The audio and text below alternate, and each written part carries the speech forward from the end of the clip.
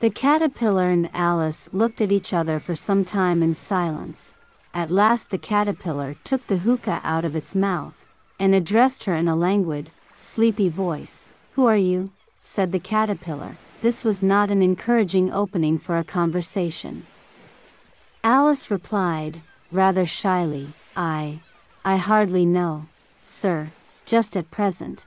At least I know who I was when I got up this morning, but I think I must have been changed several times since then." "What do you mean by that?" said the caterpillar sternly. "Explain yourself." "I can't explain myself, I'm afraid, sir," said Alice, "because I'm not myself, you see." "I don't see," said the caterpillar. "I'm afraid I can't put it more clearly," Alice replied very politely, "for I can't understand it myself to begin with, and being so many different sizes in a day is very confusing." "It isn't," said the caterpillar. "Well, perhaps you haven't found it so yet," said Alice. "But when you have to turn into a chrysalis, you will some day, you know, and then after that into a butterfly, I should think you'll feel it a little queer, won't you?" "Not a bit," said the caterpillar. "Well, perhaps your feelings may be different," said Alice. "All I know is, it would feel very queer to me." "You," said the caterpillar contemptuously. "Who are you?" Which brought them back again to the beginning of the conversation. Alice felt a little irritated at the caterpillar's making such very short remarks, and she drew herself up and said, very gravely, "I think you ought to tell me who you are, first." "Why?" said the caterpillar. Here was another puzzling question, and as Alice could not think of any good reason, and as the caterpillar seemed to be in a very unpleasant state of mind, she turned away. "Come back," the caterpillar called after her. "I've something important to say." This sounded promising. Certainly. Alice turned and came back again. "Keep your temper," said the caterpillar. "Is that all?" said Alice, swallowing down her anger as well as she could. "No," said the caterpillar. Alice thought she might as well wait, as she had nothing else to do, and perhaps after all it might tell her something worth hearing. For some minutes it puffed away without speaking, but at last it unfolded its arms, took the hookah out of its mouth again, and said, "So you think you're changed, do you?" "I'm afraid I am, sir," said Alice. "I can't remember things as I used, and I don't keep the same size for 10 minutes together." "Can't remember what things?" said the caterpillar. "Well, I've tried to say, how doth the little busy bee, but it all came different." Alice replied in a very melancholy voice, "Repeat." "You are old, Father William," said the caterpillar. Alice folded her hands, and began, "You are old, Father William," the young man said, "and your hair has become very white, and yet you incessantly stand on your head. Do you think, at your age, it is right?" "In my youth," Father William replied to his son, "I feared it might injure the brain. But, now that I'm perfectly sure I have none, why, I do it again and again." "You are old," said the youth, "as I mentioned before, and have grown most uncommonly fat, yet you turned a back somersault in at the door. Pray, what is the reason of that?" "In my youth," said the sage, as he shook his grey locks, "I kept all my limbs very supple by the use of this ointment. 1 shilling the box. Allow me to sell you a couple?" "You are old," said the youth, "and your jaws are too weak for anything tougher than suet. Yet you finished the goose, with the bones and the beak. Pray, how did you manage to do it?" "In my youth," said his father, "I took to the law, and argued each case with my wife, and the muscular strength, which it gave to my jaw, has lasted the rest of my life." "You are old," said the youth. "One would hardly suppose that your eye was as steady as ever, yet you balanced an eel on the end of your nose. What made you so awfully clever?" "I have answered 3 questions, and that is enough," said his father. Don't give yourself airs. Do you think I can listen all day to such stuff? Be off, or I'll kick you downstairs. That is not said right, said the caterpillar. Not quite right, I'm afraid, said Alice, timidly. Some of the words have got altered. It is wrong from beginning to end, said the caterpillar decidedly, and there was silence for some minutes. The caterpillar was the first to speak. What size do you want to be? It asked. Oh, I'm not particular as to size, Alice hastily replied. Only one doesn't like changing so often, you know. I don't know, said the caterpillar. Alice said nothing. She had never been so much contradicted in her life before, and she felt that she was losing her temper. Are you content now? Said the caterpillar. Well, I should like to be a little larger, sir, if you wouldn't mind, said Alice. 3 inches is such a wretched height to be. It is a very good height indeed, said the caterpillar angrily, rearing itself upright as it spoke. It was exactly 3 inches high. But I'm not used to it, pleaded poor Alice in a piteous tone. And she thought of herself, I wish the creatures wouldn't be so easily offended. You'll get used to it in time, said the caterpillar, and it put the hookah into its mouth and began smoking again. This time Alice waited patiently until it chose to speak again.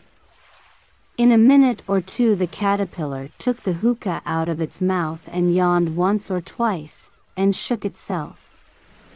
Then it got down off the mushroom, and crawled away in the grass, merely remarking as it went, one side will make you grow taller, and the other side will make you grow shorter. One side of what? The other side of what? Thought Alice to herself. Of the mushroom, said the caterpillar, just as if she had asked it aloud, and in another moment it was out of sight. Alice remained looking thoughtfully at the mushroom for a minute, trying to make out which were the 2 sides of it, and as it was perfectly round, she found this a very difficult question. However, at last she stretched her arms round it as far as they would go, and broke off a bit of the edge with each hand. And now which is which? She said to herself, and nibbled a little of the right hand bit to try the effect. The next moment she felt a violent blow underneath her chin. It had struck her foot. She was a good deal frightened by this very sudden change, but she felt that there was no time to be lost, as she was shrinking rapidly, so she set to work at once to eat some of the other bit. Her chin was pressed so closely against her foot that there was hardly room to open her mouth, but she did it at last, and managed to swallow a morsel of the left-hand bit.